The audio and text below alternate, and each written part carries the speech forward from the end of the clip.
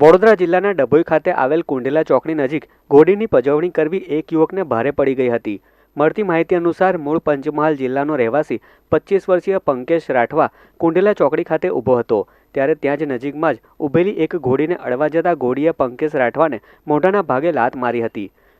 ઘોડીએ લાત મારતા જ પંકેશ રાઠવાને મોઢાના ભાગે ગંભીર ઈજા પહોંચી હતી। ત્યારે ઈજાગ્રસ્તને તાત્કાલિક સારવાર અર્થે વડોદરાની SSG હોસ્પિટલ ખાતે ખસેડવામાં આવ્યો હતો। જોકે હોસ્પિટલમાં હાજર તબીબોએ પંકેશ રાઠવાને મૃત જાહેર કર્યો હતો। બનાવના પગલે પોલીસે અકસ્માતે મોત નોંધી આગળની કાર્યવાહી હાથ ધરી છે।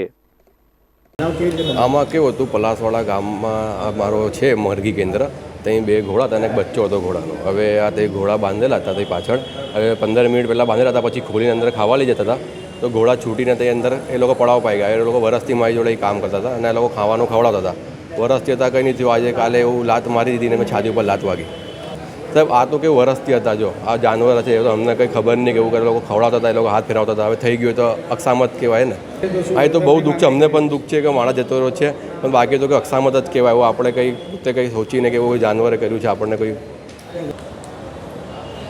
ડભોઈ તાલુકાનું કુંઢેલા ગામમાં અમારા ગામના જે પંકજભાઈ ખીમાભાઈ રાઠવાએ મંજૂરી કામ કરવા માટે આવેલા અને ત્યાં ગાડી મંજૂરી કામ કરતા હતા। એમના જોડે બધા અમારા ગામના બધાથી આજુબાજુના 8 વ્યક્તિઓ કામ કરતા હતા।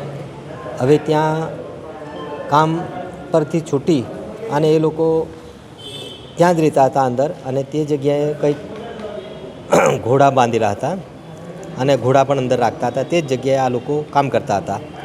કામ કર્યા બાદ એ લોકો ત્યાંથી જે છોકરા નાના રમતા હતા એમને ઘોડા દોડીને આવ્યા, એટલે છોકરાને બચાવવા જતાં ઘોડાએ લાત મારી, એટલે એમને છાતીના ભાગે વાગવાથી એમનું મરણ થયું છે।